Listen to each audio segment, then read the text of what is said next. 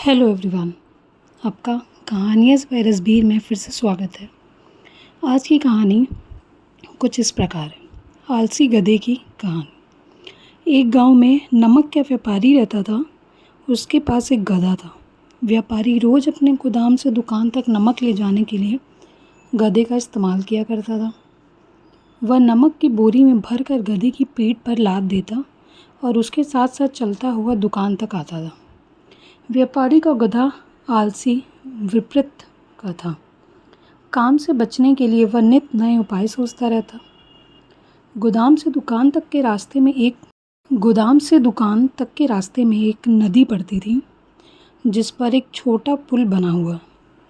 एक दिन उस बने पुल पर चलते समय अचानक गधे का पैर फिसला और वह जा गिरा। नदी के पानी से नमक की बोरी भीग गई। जब तक व्यापारी ने गधे को पानी से निकाला, तब तक बोरी में भरा हुआ सारा नमक घुल चुका था। गधा अब चलने लगा तो उसे बोरी का भार बहुत कम महसूस हुआ और वह खुश हो गया। उसने सोचा कि अपने ऊपर लदा बोझ हल्का करने का ये बहुत बढ़िया तरीका। अगले दिन वह जानबूझकर नदी में गिर पड़ा। नमक पानी में घुल जाने से बोरी का वजन फिर कम हो गया। उसके बाद से वह हर रोज़ ऐसा ही करने लगा।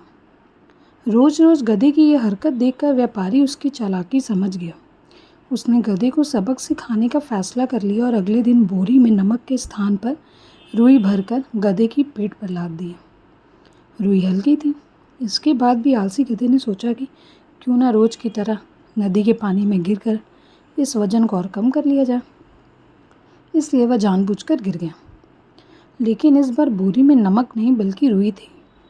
पानी में भीग कर रुई का वज़न कई गुना ज़्यादा बढ़ गया। गधा जब उठकर चलने को हुआ तो उतने भारी बोझ से उसका बुरा हाल हो गया। उस दिन के बाद से उसने कभी आलस न करने का निर्णय लिया।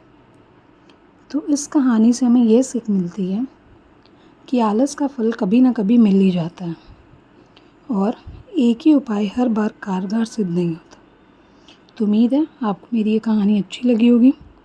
अब फिर से मिलते हैं दोबारा अगली कहानी के साथ। Take care, bye bye.